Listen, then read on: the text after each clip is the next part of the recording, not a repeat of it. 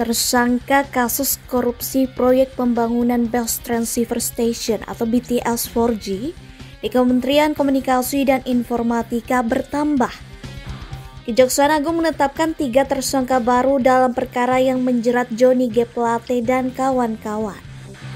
Berdasarkan kesimpulan Badan Pengawasan Keuangan dan Pembangunan, proyek tersebut telah merugikan negara 8,32 triliun rupiah. Direktur Penyidikan Kejagung Kuntadi mengungkapkan, 3 tersangka baru tersebut yakni Direktur Utama PT Sunshine Exindo, Jemi Setiawan, Kepala Divisi Lasma dan Bagho, Bakti Kementerian Komunikasi dan Informatika, Kominfo, Feryandi Mirza, dan pejabat pembuat komitmen PPK, Bakti Kominfo, Alvano Hatorangan. Dengan penetapan tersangka ini, maka total jumlah tersangka korupsi BTS Kominfo sebanyak 11 orang. Ketiga orang tersebut setelah dilakukan pemeriksaan telah dinyatakan cukup alat bukti untuk ditetapkan sebagai tersangka dan selanjutnya ketiganya kami lakukan tindakan penahanan untuk 20 hari ke depan. Kuntadi menerangkan, ketiga orang tersangka baru diduga telah melakukan pelanggaran tindak pidana korupsi pasal 2 dan pasal 3 Undang-Undang Tipikor Jo pasal 18 Jo pasal 55 ayat 1 ke 1 KUHP.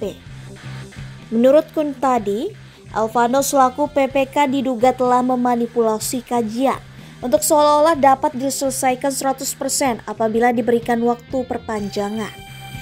Dan belakangan terbukti perpanjangan diberikan, ternyatanya pekerjaan tersebut tidak selesai karena diduga isi dari kajian tersebut diduga tidak menggambarkan kondisi real dari penanganan proyek dimaksud. Kemudian Jemi diduga telah menyerahkan sejumlah uang pada AAL, IH, GMLs, dan MYM dalam rangka untuk mendapatkan pekerjaan proyek pembangunan infrastruktur BTS paket 1 sampai dengan 5. Lalu peran dari perbuatan Feryandi selaku kepala divisi bersama-sama dengan AAL telah mengondisikan perencanaan sehingga akibat perbuatannya itu memenangkan penyedia tertentu yang telah dilakukan sebelumnya. Penetapan 3 tersangka baru ini dilakukan setelah 2 bulan penetapan Muhammad Yusrizky Mulyana. Ketua Komite Tetap Energi Terbarukan Kamar Dagang dan Industri Indonesia Kadin Indonesia ditetapkan tersangka pada Kamis 15 September. Sedangkan tersangka ketujuh, Windy Purnama, orang kepercayaan Irwan Hermawan pada Mei 2023. Untuk tersangka, Yusrizky berkas perkara telah dilimpahkan tahap 2 dari jaksa penyidik kepada JPU Kejari Jakarta Selatan pada 16 Agustus. Sedangkan tersangka Windy Purnama telah tahap 2 dan tinggal menunggu pelimpahan ke Pengadilan Tipikor Jakarta Pusat untuk disidangkan.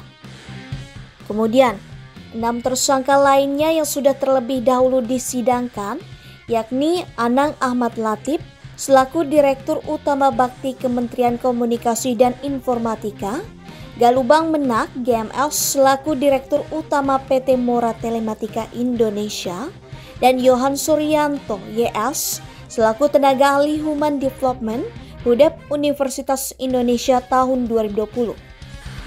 Tersangka lain adalah Mukti Ali, tersangka dari pihak PT Huawei Teknologi Investment, dan Irwan Hermawan selaku Komisaris PT Solitech Media Sinergi.